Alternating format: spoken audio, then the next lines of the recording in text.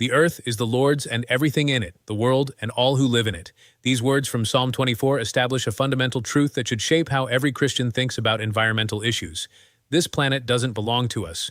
We are not owners but stewards, not masters, but caretakers of a creation that belongs to God and reflects His glory. Yet when it comes to environmental concerns, many Christians find themselves caught between two extremes that seem to offer no middle ground. On one side is secular climate activism that often treats the earth as sacred in itself, promotes solutions that conflict with biblical values, and sometimes displays an almost religious fervor that borders on earth worship. On the other side is a form of Christianity that seems indifferent to environmental concerns, viewing them as distractions from spiritual matters or even as obstacles to the gospel. But what if there's a third way? What if the Bible provides a framework for environmental stewardship that is both deeply spiritual and practically engaged, both faithful to Scripture and responsive to legitimate environmental concerns? What if creation care isn't a liberal political agenda, but a biblical mandate that flows naturally from our understanding of God as Creator and ourselves as His image bearers? The truth is that caring for creation is not optional for Christians. It's woven into the very fabric of our faith from the opening chapters of Genesis to the closing chapters of Revelation. But biblical creation care looks very different from secular environmentalism, and understanding these differences is crucial for Christians who want to be faithful stewards of God's creation without compromising their biblical convictions. Let's start with the foundation, the biblical doctrine of creation. Genesis tells us that God created the heavens and the earth and that He declared His creation to be very good. This wasn't just a utilitarian assessment, it was a declaration of inherent value and beauty. The creation has worth not because it's useful to humans, but because it reflects the character and glory of its Creator. The Psalms expand on this theme repeatedly. The heavens declare the glory of God, the skies proclaim the work of His hands. How many are your works, Lord? In wisdom you made them all. The earth is full of your creatures. The earth is the Lord's and everything in it. And these passages establish that creation is not just a resource to be exploited, but a revelation of God's character to be treasured and protected.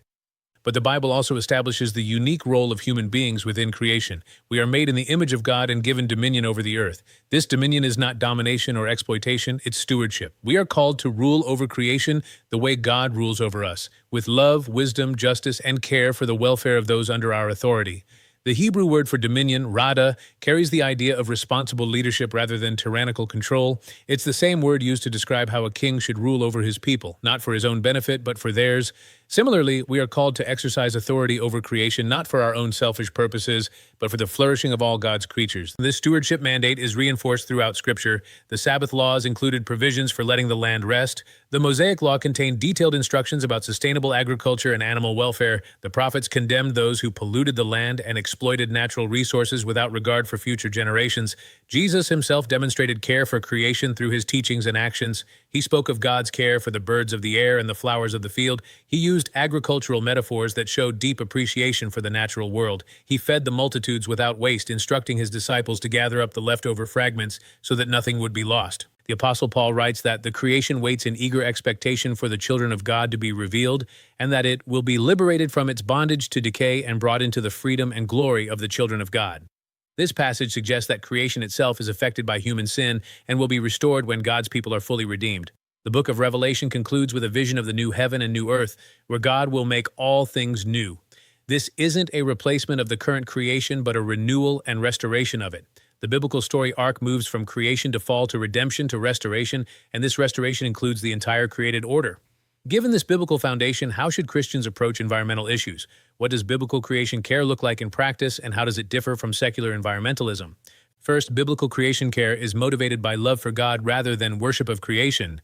We care for the environment because it belongs to God and reflects His glory, not because we view nature as sacred in itself.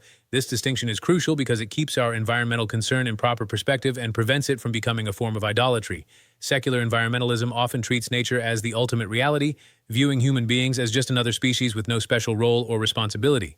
Some forms of radical environmentalism even view humans as a cancer on the earth that needs to be eliminated or severely restricted.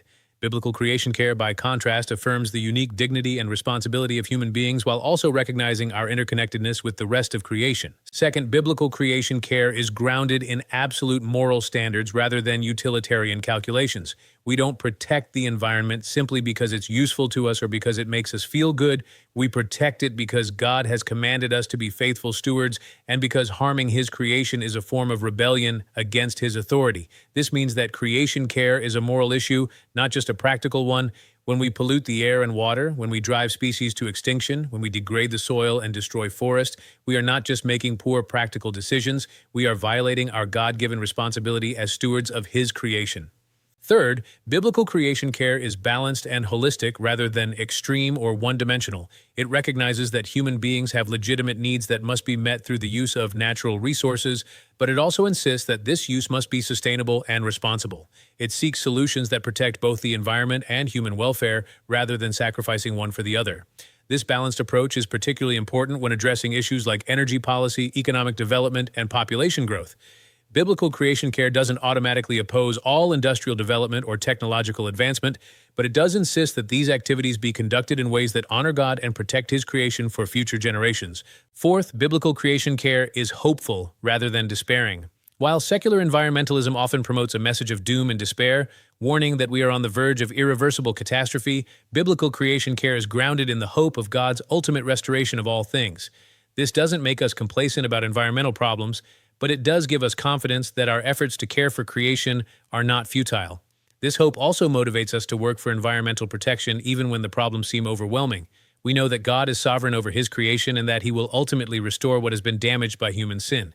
This gives us the courage to tackle difficult environmental challenges without being paralyzed by despair or driven to extremism by fear. The archaeological record provides fascinating insights into how ancient peoples understood their relationship with the natural world. Excavations throughout the Middle East reveal that ancient civilizations often struggled with environmental degradation caused by deforestation, soil erosion, and water pollution. Some of these civilizations collapsed at least partly because they failed to manage their natural resources sustainably. But archaeological evidence also shows that some ancient peoples, including the Israelites, developed sophisticated systems for environmental protection. The terraced hillsides of ancient Israel, the crop rotation systems described in biblical law, and the urban planning of ancient cities all demonstrate an understanding of the need to live in harmony with the natural world. This historical perspective reminds us that environmental challenges are not new, but they have become more urgent and complex in our modern industrial age. The scale and speed of environmental change today far exceed anything that previous generations experienced, requiring new levels of wisdom, cooperation, and technological innovation. So how should Christians respond to specific environmental issues like climate change, pollution, and biodiversity loss? How do we apply biblical principles to complex scientific and policy questions? Let's start with climate change, which has become one of the most contentious environmental issues of our time. The scientific evidence strongly suggests that human activities, particularly the burning of fossil fuels, are contributing to global warming that could have serious consequences for both human societies and natural ecosystems. From a biblical perspective, the question is not whether climate change is real or whether humans are contributing to it. The scientific evidence on these points is quite strong. The question is how we should respond in ways that are both environmentally responsible and consistent with biblical values. This means supporting policies and technologies that reduce greenhouse gas emissions while also protecting human welfare and economic opportunity. It means investing in renewable energy sources while also ensuring that the transition doesn't harm the poor or developing nations. It means adapting to climate changes that are already occurring while also working to prevent more severe changes in the future. Biblical creation care also calls us to address the root causes of environmental problems, not just their symptoms. Much environmental degradation is driven by greed, materialism, and the pursuit of short-term profits at the expense of long-term sustainability. These are fundamentally spiritual problems that require spiritual solutions. This means that environmental protection must be accompanied by personal and cultural transformation. We need to examine our own lifestyles and consumption patterns. We need to challenge the cultural values that prioritize material accumulation over spiritual growth and community well-being. We need to develop economic systems that account for environmental costs and promote sustainable development. Consider the story of David, a Christian businessman who owns a manufacturing company. For years, he focused primarily on maximizing profits and growing his business, giving little thought to the environmental impact of his operations. But as he studied Scripture more deeply, he began to understand his responsibility as a steward of God's creation. David began implementing changes in his company to reduce waste, conserve energy, and minimize pollution. He invested in cleaner technologies and more efficient processes. He also began treating his employees better, recognizing that caring for people is part of caring for creation. I realized that my business wasn't just about making money, David explains. It was about using the resources God had given me in ways that honored Him and served others. That included being responsible about how we use natural resources and how we treated the environment.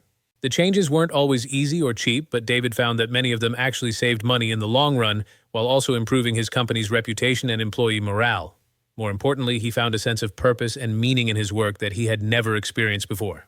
Or consider the story of Maria, a Christian mother who became concerned about the environmental legacy she was leaving for her children. She began making changes in her family's lifestyle, reducing energy consumption, buying local and organic food when possible, using public transportation, and teaching her children about the importance of caring for God's creation. "I wanted my kids to understand that we're not just consumers but stewards," Maria explains. "I wanted them to see that caring for the environment is part of loving God and loving our neighbors, including future generations who will inherit the world we leave behind." Maria also became involved in her church's creation care ministry, organizing recycling programs, community gardens, and educational events about environmental stewardship. She found that many other Christians shared her concerns and were eager to learn how to live more sustainably. These stories illustrate how biblical creation care can be lived out in practical ways that make a real difference. They show that environmental stewardship doesn't require abandoning modern life or embracing radical environmentalism. It simply requires taking seriously our responsibility as stewards of God's creation and making choices that reflect that responsibility. But biblical creation care also requires us to think beyond individual lifestyle changes to broader systemic issues. Environmental problems are often caused by economic and political systems that prioritize short-term profits over long-term sustainability, that externalize environmental costs onto communities that have little political power, and that fail to account for the true value of natural resources. Christians need to be involved in advocating for policies that protect the environment while also promoting human flourishing. This might include supporting renewable energy development, advocating for stronger pollution controls, promoting sustainable agriculture, and working to address environmental justice issues that disproportionately affect the poor and marginalized. This advocacy work requires wisdom and discernment because environmental issues are often entangled with political ideologies and economic interests that may conflict with biblical values. Christians need to be able to separate legitimate environmental concerns from the political agendas that sometimes accompany them. For example, some environmental policies promote population control or abortion as solutions to environmental problems. These approaches are incompatible with biblical values that affirm the dignity and worth of every human life. Christians can support environmental protection without endorsing policies that devalue human life. Similarly, some environmental movements promote lifestyle choices or worldviews that conflict with biblical teaching about sexuality, family, or the nature of human beings. Christians can work with these movements on specific environmental issues while maintaining their distinctive biblical convictions on other matters. The key is to approach environmental issues with both passion and prudence, both urgency and wisdom. We should be passionate about protecting God's creation because it reflects His glory and serves human welfare.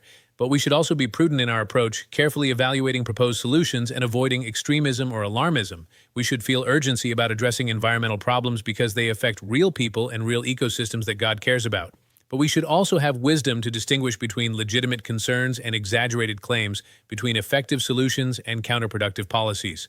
The church has a unique opportunity to provide leadership on environmental issues because we have resources that secular environmentalism lacks.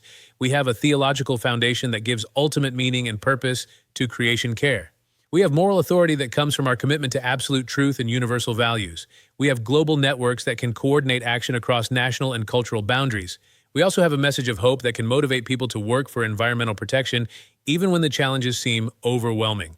The gospel tells us that God is working to restore all things, that our efforts to care for creation are part of His redemptive plan, and that ultimate victory is assured even when immediate progress seems slow. But the church also faces significant challenges in addressing environmental issues. Many Christians have been suspicious of environmentalism because of its association with liberal politics and secular worldviews. Some have viewed environmental concern as a distraction from evangelism and spiritual growth.